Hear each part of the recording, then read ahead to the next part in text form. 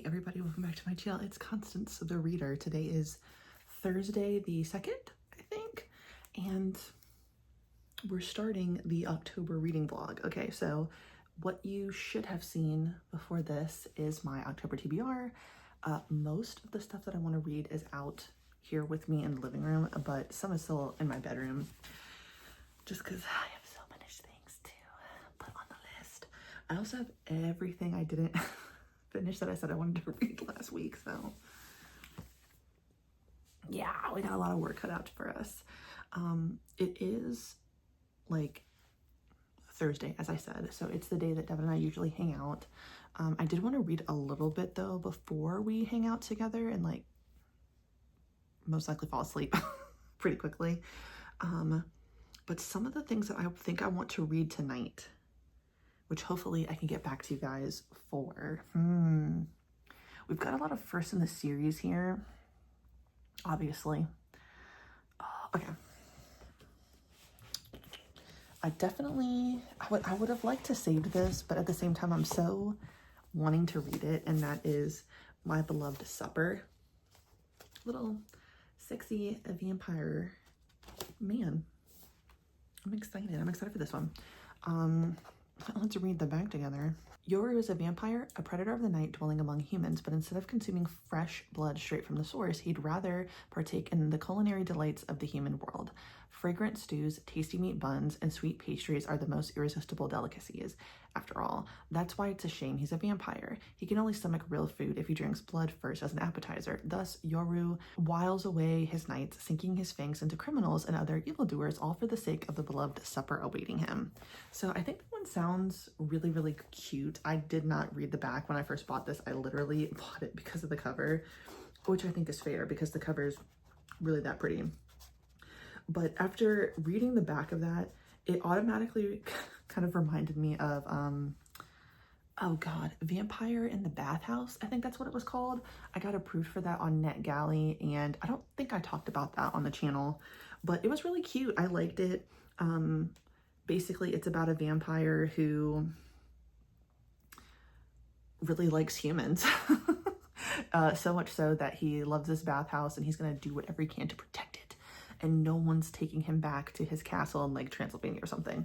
So just kind of reminded me of that. He clearly has for the human world, but this looks really cute. So the art style, everything. Moving on. Let's see. This seems more on the fun side. Let's see. We've got Mad K. The ones that are speaking to me. Mad K speaking to me. I think it only makes sense to also put a BL in here, but so does Coyote. Okay. And I think I really do want to read Coyote. Yeah, and I think I got all of these used, so it's like, read enough, right? Okay. Let's see. Then I should probably read, I know this is a lot, but I think I'll try to knock out as many of the Hansama picks as I can. So Kaya-chan Isn't Scary, Horror Collector, Monster Tribe, and then I really hate the title of this. Little Miss Vampire Can't Suck Right. And depending on what Dev and I end up watching, I don't know if I just kind of feel like still reading, I might switch to some of the manhwa I mentioned, which off the top of my head, I can't remember. Oh, I did say I wanted to start Bastard, and I wanted to do Lelowin's Murderous Something Candlelit, blah, blah, blah. I think that's what it was called. We'll see. But yeah, I've got a lot of stuff going on. Devin's already made fun of me, and I never should have said anything, so it's my own fault. But I moved the little pink thing here that tends to hold my manga in front of me, but obviously it was full of manga, right? Or of my TBR for October. Well, we'll just manipulate this a little bit. So obviously you see those stacks there. That's what I read in September, which ended up being, at least physically in my house, I think that's 28 volumes. There were a few things that I read online, like light of my life. And I think I've read some other things. Ooh, I should probably read the stuff that I have on Hoopla too. I might read that as well. But that's that by 02. So all of that is stuff that I said I wanted to read that I took off the pink table. But then it's also all of that. So yes, basically this side of the sofa is designated for me and me only, because it's not like anyone can fit on it with all my shit in the way. So yes, that is what we will be trying to do tonight. I will try to read some of the things that I have on Hoopla. I requested Manhole, Gannibal, and then Summertime Rendering. So we'll see.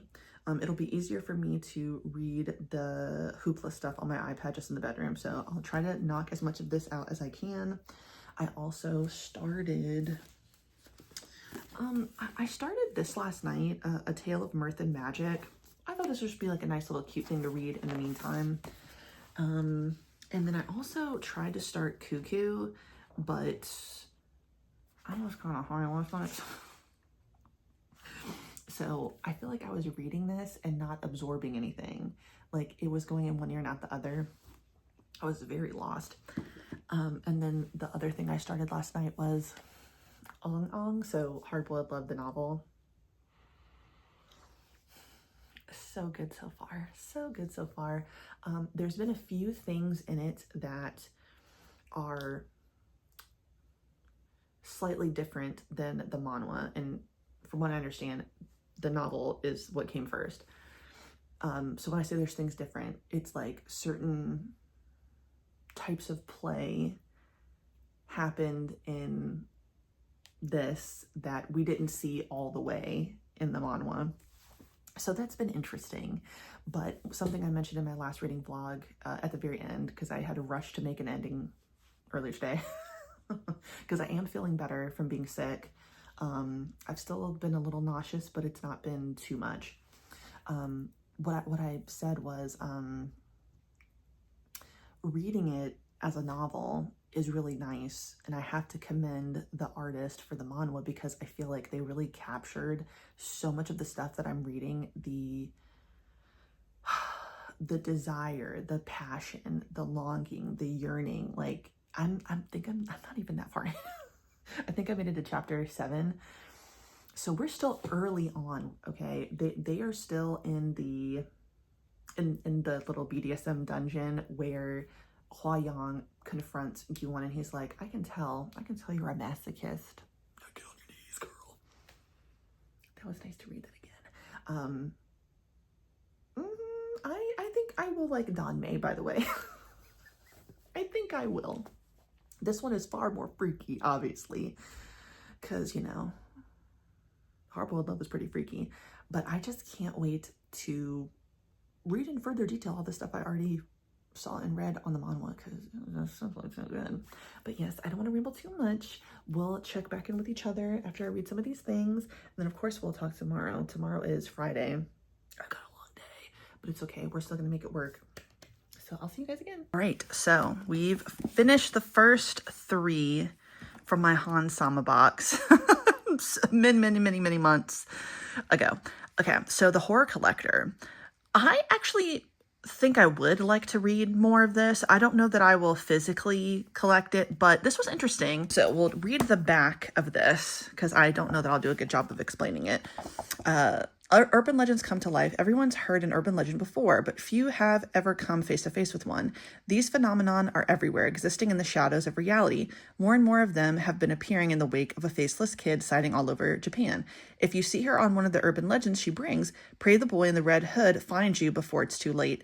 You won't stand a chance on your own, but with his help, you may just live to see another day. So, I think his name is Fushigi. Fushigi, the boy with the red hood, is collecting urban legends. And if he can catch it in time, he can collect the urban legend in this book and save whoever has like this ghost or spirit attached to it. But as the back mentioned, there is a faceless girl basically unleashing these urban legends and curses around this community. And what we later discover is that this faceless girl has something to do with him. And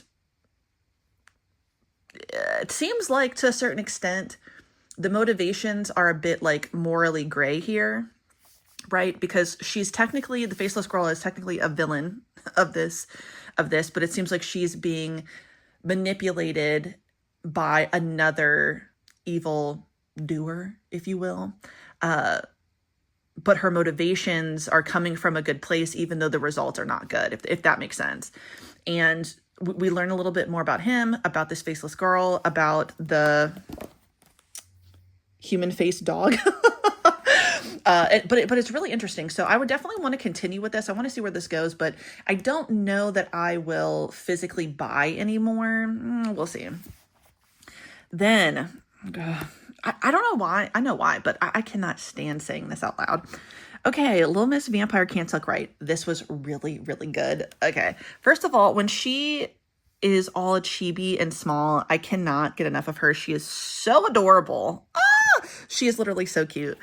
Okay, all right, so the synopsis for this is, Luna Ishikawa is a dark and mysterious vampire, or so she'd like her new classmates to believe. The truth is, while she may be one of the not-so-mythical bloodsuckers, she doesn't really live up to the hype. She's short and clumsy, and she can't even suck blood properly. So when her classmate Tatsuda Utari discovers her little drinking problem, he can't help but lend a hand. Can he nurse Luna from the small, timid animal she is into a fearsome creature of the night?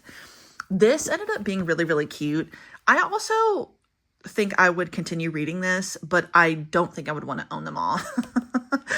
I think physically having the first one is enough, but I thought that this was really cute. I really like the dynamic.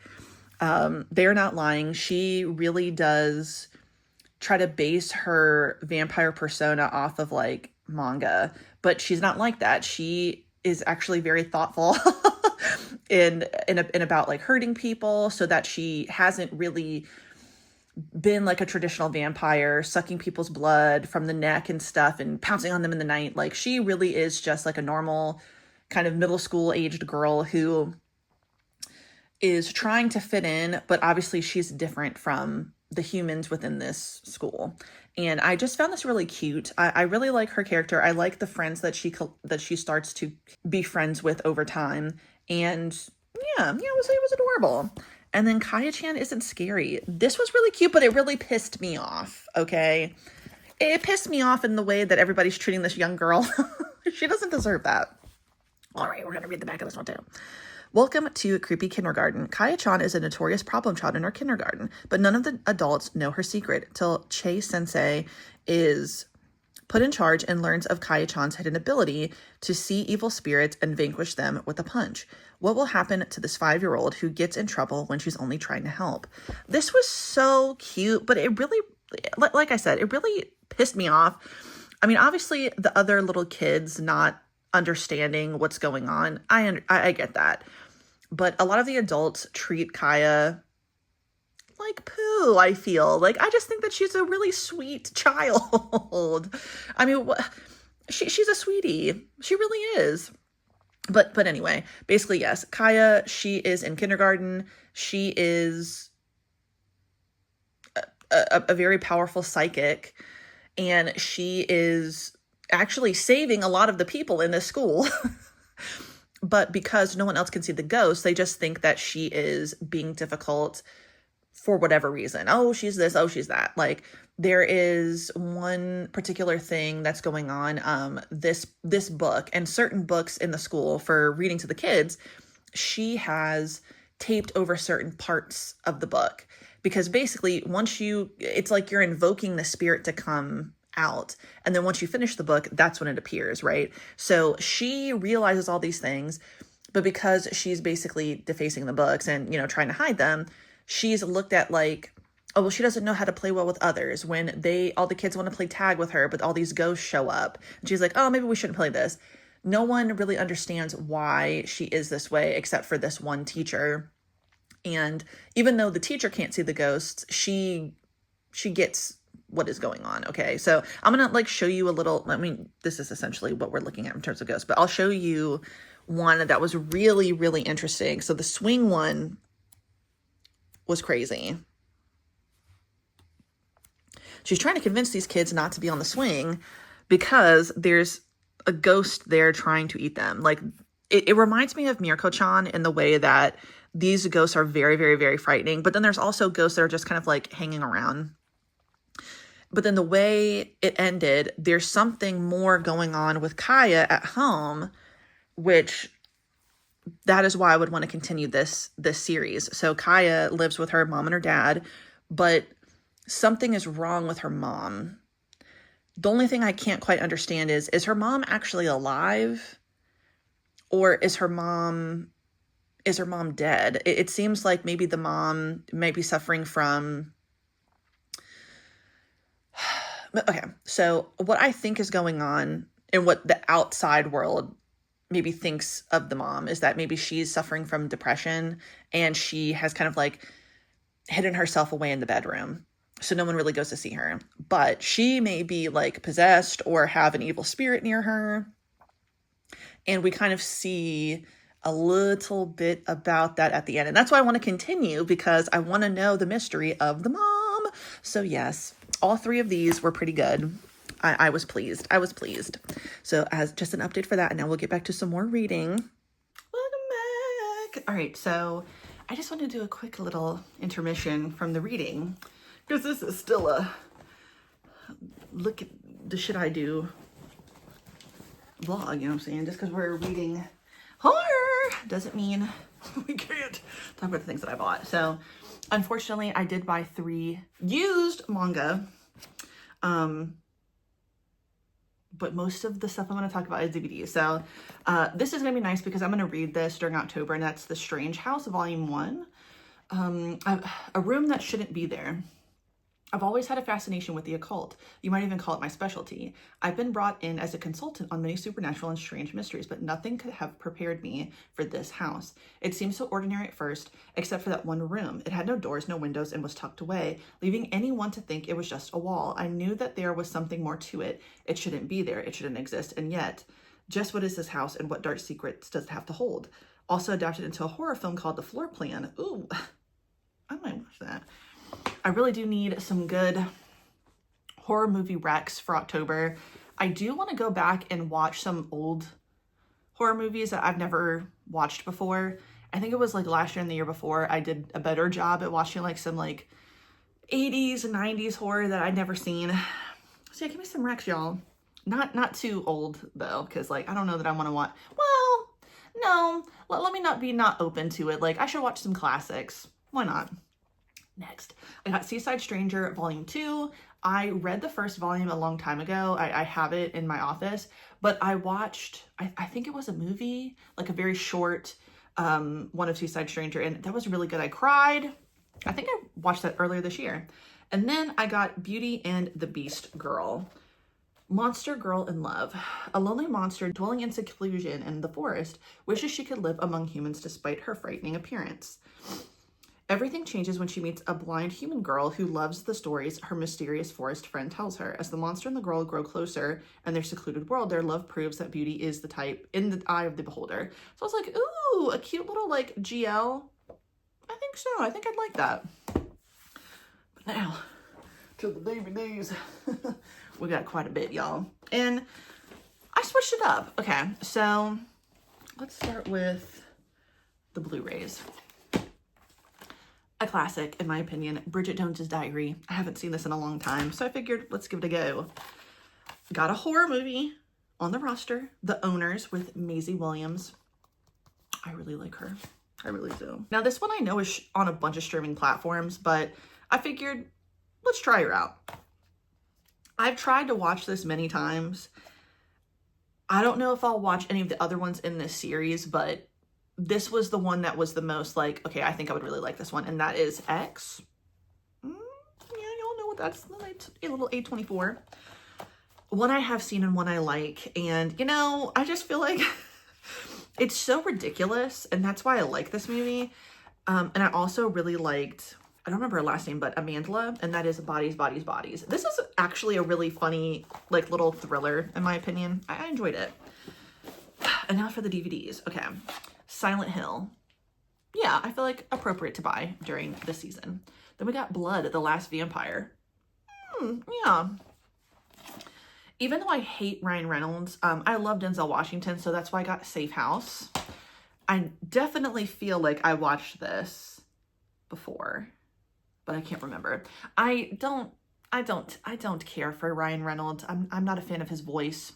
So I try to stay away from movies with him because to me, even if he's playing like comedy, thriller, or something else, it's like he's playing the same person. He's just playing himself. And that's why I don't really like watching movies of him. It's the same thing with Kevin Hart, especially if it's a comedy. He is literally the same fucking person. And you know, I don't quite like him as a comedian. So it's like, I don't really want to see him in a damn movie playing himself. There's very few movies that have Kevin Hart in it that I'm like, okay, that's a good movie. And he's in it too. You know what I'm saying? Then I had to get another classic. And as soon as I saw this, I was like, oh, dude, I literally had just made jokes about this with Hallie not too long ago. And that's Save the Last Dance. What is going on in this? Ridiculous. What the fuck was she doing at the end of the movie? But it's still so good at the same time. So I had to get that. This is a movie I've never seen before, but I know that it's a classic and it would make me cry. And I feel like this is one of those movies that you kind of had to have watched. And I don't hear many people say that it's bad. And that's Steel Magnolias. I know I will be crying because I know kind of what happens in it. I kind of know what's going on with Julia Roberts, but I don't know anything else about this movie. So yeah. Will I be heartbroken? Let me know. I also got The Shawshank Redemption. I watched this for the first time, I think, when we went to Seattle. Devin was really bugging me about watching Shawshank Redemption. I'd never seen it before. And I was like, I don't know if I want to watch this. It's going to make me cry. But it was far worse than that, girl, with all the shit going on in the prison. Jesus. And last, a movie I've never seen before. Know what it's about. Some might ask, why did you do this? But it's one of those, like, it's a classic. Most people have seen it. And that is Requiem for a Dream. I love Marlon Wayans, okay? And although I don't want to see anything bad happen to him, I know that this is just a very tragic, very, very, very tragic story. But it's like been popping up on TikTok a lot. And I really like watching when people break it down and give their opinions of it in certain scenes. So I'm like, you know, I should really watch this for myself for the first time. So yeah. Alrighty. I've kind of tidied up the house a little bit. We're looking good. I got rid of what I read last month, so that's clear. You can't see it because 02's in the way, but the stack for what I've read so far is behind her. That's what we talked about the last time we saw each other. Oh, I did forget something. So I totally forgot that I wanted to read this in October, so I will be reading this, and that is the same thing I can't seem to pronounce very well. Atabana? Now this one's more of a crime thriller, I believe. So I still think that this will be a good read during the October time frame. So we're going to get into that. And then there was something else that when I was organizing in my office, I saw, I think it's Can't Stop Cursing You. It's 4 volumes and I would like to read that. I just totally forgot to talk about it in my October TBR. So remember how I said that the October TBR was ambitious? It's gotten bigger. What else is new? So yeah, we'll get back into reading in a second. I'm going to get comfy cozy on the sofa, get my little water, Sprite, and I need a 3rd drink because you know you need a 3-drink rotation. I just got to figure that out. But yeah, also update on health. I'm feeling better. I did get a little nauseous earlier today, but not too bad. And I don't have the fatigue, the clammy sweat. So antibiotics are working. Thank you. Thank you very much. But yes, we'll talk again in a second. Welcome back, everybody. Okay, so it's officially the end of the video. Today is Tuesday. We've had a really nice day. Our friend Process came over last night. He's staying with us. We watched Dangerous Animals. That ended up being a really good movie. And today we took him to Cracker Barrel for the first time he's never been. Went and tried to look for some Gundam cards, and I obviously got taken to Maximilian. I have been buying things in October. I'm sorry, everybody. I'm not going to be able to do this book blind, man. We're just going to try to not go crazy at Second and Charles, but We're going to talk about the last few things I've read, and then we'll kind of do a wrap up of the things I've read so far this month. And I actually liked everything I've read so far. So I did read the first volume of Mad K. I definitely will be reading the next 2 volumes. This is really good. It's not exactly what I thought it was going to be, and it is definitely on the darker side. So be mindful if you start this one, but I'll read the back for you guys. Makoto has long been ostracized because of his odd hobbies and a sexual kink others would see as disgusting. One day he finds a book on summoning demons and manages to summon the intimidatingly beautiful and rather chafy Archduke J. The demon offers to grant Makoto's deepest twisted desire in exchange for his life. Once Makoto has sated his demented appetites, he fulfills his end of the bargain, only to find he's been reborn as a monster in hell. So I'm definitely interested to see where this is going, because it seems like Jay has really big plans for him that I guess my thoughts are, does he want the outcome I think is inevitably going to happen, right? I don't want to give too much away, but basically, like, we kind of see the background for Jay and how he became, I don't know, let's just say the ultimate, like, king of hell, basically. That's kind of what it's giving, right? And how he became that way, there's a chance that Makoto will have to do that, and is that what Jay wants? I'm really interested to see that, but there are a lot of it, like, trigger warnings in this, assault, you know, other things, and just be mindful to check those if you start this.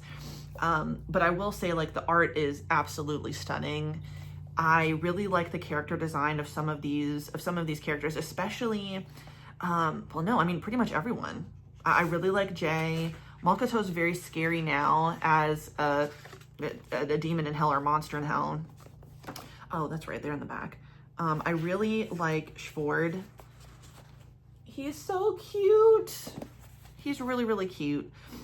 And I like Datensho. He's really interesting. And I really like how the mangaka, like, really goes over what the thought process was for creating those characters. So I'm excited to continue that one. Then I got into Coyote. I'm really interested in this one. I was wrong. I think this is still ongoing, because I could have swore I saw something on Twitter where the mangaka is working on the next few, you know, things for, I don't know, we'll just say volume 9. I don't know. I don't remember how many volumes I own. But this is interesting. I'm really liking this. Basically, the only thing I don't really like is that it was really hard to place what the time period is in this.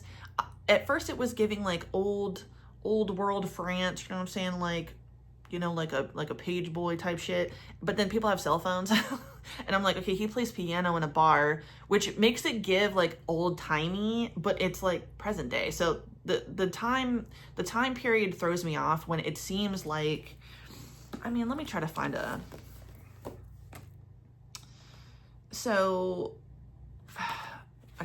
so this is the human character, and he looks like, just like the setting looks so old world, but then, you know, he and the other people, they're wearing fucking hoodies and shit, and people have cell phones, so it was really confusing at first.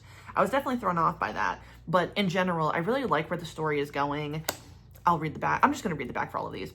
Coyote. In order to conceal that he's a werewolf, Coyote avoids getting too involved with humans, but Marlene, a pianist at a bar he frequents, is interested in him and just won't take no for an answer. When Coyote unexpectedly goes into heat for the first time, Marlene catches him while he's unable to maintain his human form and offers up a tempting invitation. Coyote wants to resist, but can he?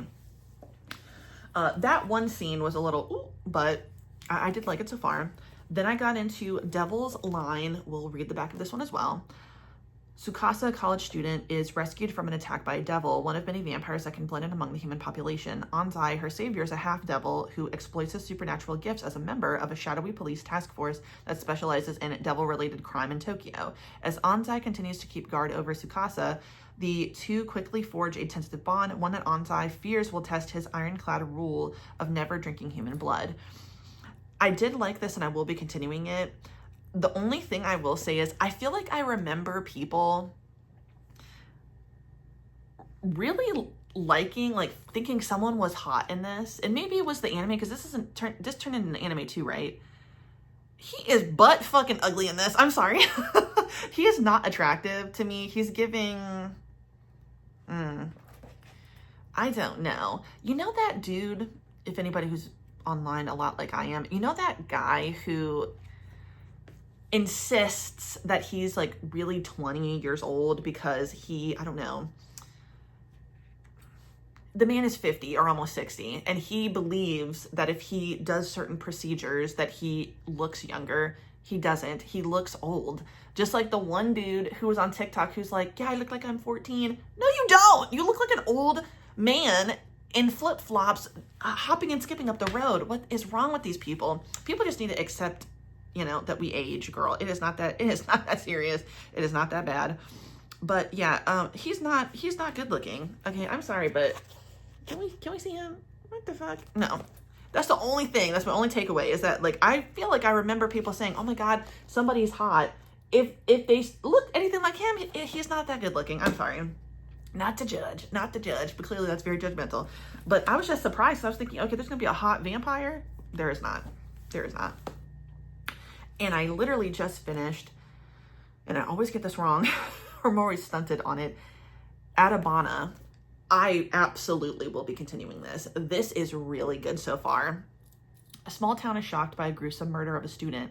Mizuki Aikawa, the victim's best friend, confesses to the brutal crime. However, Mizuki's public defenders are convinced there's more to the story. Who is she protecting and why? As the mystery unravels, a tale of exploitation, trauma, and survival is revealed in this suspenseful crime drama.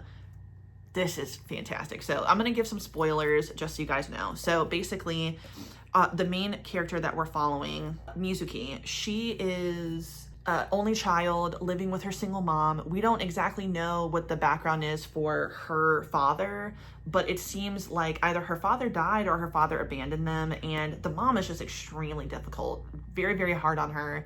No empathy, no sympathy, no compassion for her daughter, just expectations of you need to be the best of the best when it comes to being in school, and I don't want to hear any excuses, and you shouldn't even be considering having a social life because the only thing that should matter is your future. So those type of stories, I just feel so bad because I know that that's the reality for some kids, that it's like, oh my God, like there has to be a balance between being social and being able to go out and experience stuff, but also taking, your education seriously. You don't have to just have one, But she is friends with a young girl, Igarashi, and she's the complete opposite of Mizuki. So Mizuki is pretty quiet, doesn't have a lot of friends. Mako is the girl's name. She's only friends with Mako, and Mako is really bubbly, outspoken, outgoing, seems to make friends very easily. So they become closer, and Mako is really trying to have a final let's when we graduate, let's go do this, or not graduate, when they have spring break, let's go to Disneyland basically. And Mizuki's mom's like, no, we're not doing it. So when Mizuki says to Mako hey, this is I'm not going to be able to go, but I'm going to try to figure it out. Mako's like, hey, I have a solution, don't worry. And you can pay me back when you graduate and get your big job or whatever. But unfortunately, so this is where the spoilers come in, okay? So unfortunately, Mako works at her uncle's ramen shop, and her uncle is a straight pervert, disgusting piece of shit. He has been taking photos and videos of Mako. He has been producing child pornography. And when Mizuki goes there, I think what she's assuming is she's going to be a part-timer at the restaurant like Mako, but unfortunately the uncle's like, no, this is actually what Mako does for me, and I think this would be perfect because I'm going to film this right this second. And when she says, no, I'm not interested, and I don't want to do this anymore, he begins to try to force himself on her. So he is going to try to film himself raping her, and one thing leads to another. It is not successful because she gets a knife and she slits his throat. And right then and there, that's when Mako shows up. And Mako is like, look, don't worry, we're going to hide this and it's going to be fine. And I didn't think that he would do this to you, so I'm really sorry. But he's a monster anyway, so let's just get rid of it. So that brings them further closer together. But you can also see that something has really flipped with Mizuki after she commits this murder, right? And she talks back to her mom, which I think was a great thing because her mom is just being so cruel to her. But she's like, Mom, shut the fuck up, bitch. Not exactly like that, but basically like that. Like, shut the fuck up. Leave me alone. Let me just live my life. I don't care. But as she's getting closer to Mako then reveals to Mizuki, like, I'm being stalked by my ex. And blah, blah, blah. Okay, so Mako is the one who is actually the one who dies at the beginning of the story. And that's how it begins. And then Mizuki is the one who eventually confesses, which then, as she's confessing, she talks about how, oh, well, this is how everything really started. I killed her uncle, and then this is what was going on. And then she makes a point to, like, confess, like, hey, I found out that Mako was being stalked by her ex, and I was doing everything I could to protect her from him. But then she ends up coming face to face with the guy, Mizuki does, and she's fully ready to kill him, okay? But he ends up manipulating the situation and getting on her good side, and then it changes her idea of who he is, like, and what Mako was telling her. But the issue is that she is clearly leaving something out when she's telling this to the person who's going to be her defense attorney. So what the defense attorney, what she ends up saying is, oh, well, you know, I got to know him a little bit more and he didn't seem anything like what Mako said. So I was like, maybe we should bring him in because he seems like he really cares. And Mako is obviously like, no, you don't understand. Like, he's this, this, and this. I don't want to do that. But Mizuki ends up confessing to him anyway. They find a way to get into the restaurant to delete all these other images and videos that the uncle had taken of Mako, which we don't even know if that really happened, right? Mako, in this story, sees them at the restaurant, believes that something's going on between them, and is then being further harassed by the ex-boyfriend. And like, you know, I know what you did, you know, you got something coming to you, blah, blah, blah, blah. So Mako is like, reaching out to Mizuki, like, what the fuck are you doing? Like, you guys are going to pin this on me. And she becomes suspicious. And then in the story that Mizuki is telling her defense attorney, she's like, oh, well, you know, I went to see Mako, and then she had the knife, she had the murder weapon, and she was like, oh, you were looking for this at the restaurant, were you? You were going to pin everything on me and blah, blah, blah, blah. And then one thing leads to another, and then she ends up dead. Except in Mizuki's story, the same knife that was used to kill the uncle was used to stab Mako, and then her hand was cut off. So that knife didn't have any of Mako's blood on it, and then she can't really explain how the hand got cut off. So it's clear then, and this is where it's really like starting to snowball, right? Where the prosecutor or whatever, the defense attorney is like, she's literally not telling us something. Like, up until that point when the ex-boyfriend gets there, that is when it seems like she's being so vague and she's leaving things out of the story. So he enlists someone else to come and try to get more out of her. And she's pretty, like, she still seems like she's doing a lot to not put it on the ex-boyfriend, because what they think is he actually killed Mako, and because Mizuki may have fallen for him, that she's now covering up for him, even though the best friend is dead. But in the end, she says this at the end, after they see her and blah, blah, blah, she's like, okay, nobody could possibly get it. It's our secret after all. I could and would do anything for you, Mako. So what I'm interested in finding out is,